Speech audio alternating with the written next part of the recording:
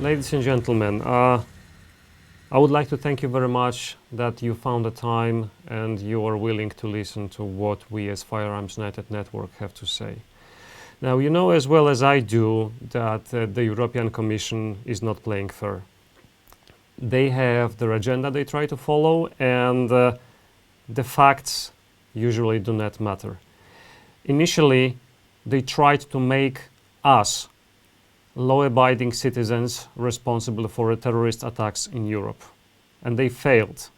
They failed with the directive because of the Firearms United Network and many other organizations which were working at the European level to dilute this directive, which was totally nonsensical from the point of view of the goals they were trying to achieve, which was officially to fight the terrorism.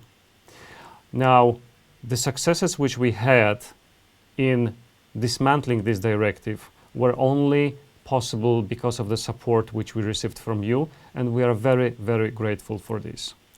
Now, the Commission has recognized their defeat in the area, and they decided to try with a different approach. Yes, the infamous lead ban about which we've been telling you for the last months and weeks. Under the cover of the Green Deal, they want to simply make shooting so expensive as to become impractical. And this is something which we cannot agree to. However, there is an additional layer to this. The directive with which we had to do in the past is something different than the regulation they are passing now. Now, let me just tell you very shortly what are the differences. The directive is a document which needs to be first discussed at the level of the European Parliament committee, and then these pesky people with arguments like me and other people from other shooting organizations can show up and interfere with what the Commission wants to do. And the directive needs to be transposed into a legal system of the member states.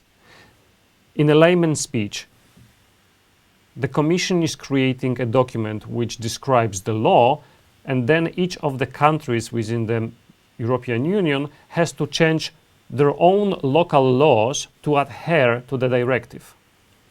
Now, so this time around, Commission, after getting the bloody nose from us, decided to go a different route.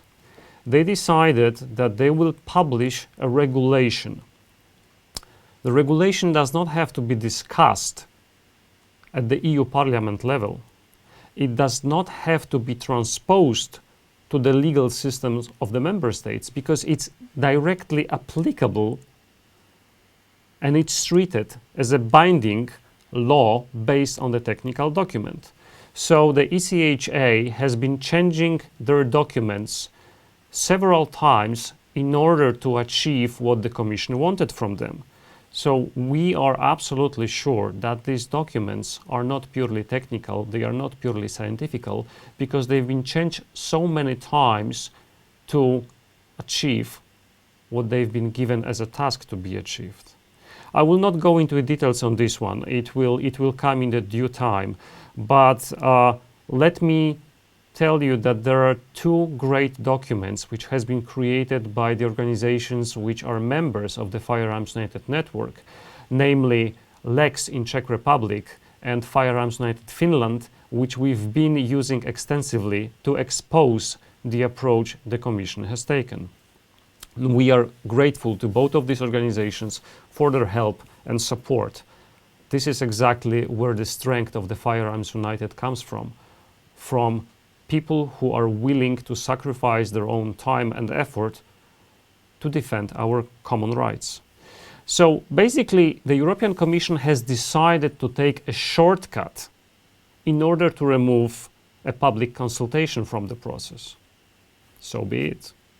But there is one additional difference between the directive and the regulation.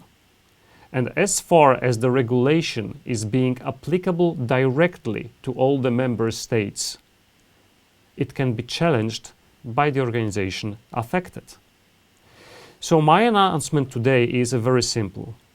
Based on the Article 263 of the Treaty on the Functioning of the European Union, Firearms United Network is challenging this regulation through the European Tribunal of Justice.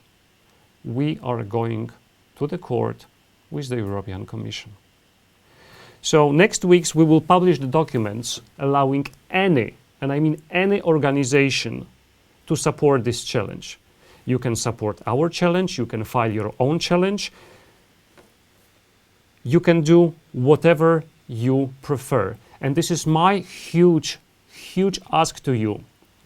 Take this information to the organizations, to your clubs, to your shooting associations, to your collector associations. Tell them about the possibility of challenging the European Commission on the lead ban. We have a chance to succeed. The more organizations across Europe will challenge this regulation, the better chance we have to actually fight this off. So one more time, Firearms United Network, with your support, is taking European Commission to the court, to the European Tribunal of Justice over the lead ban.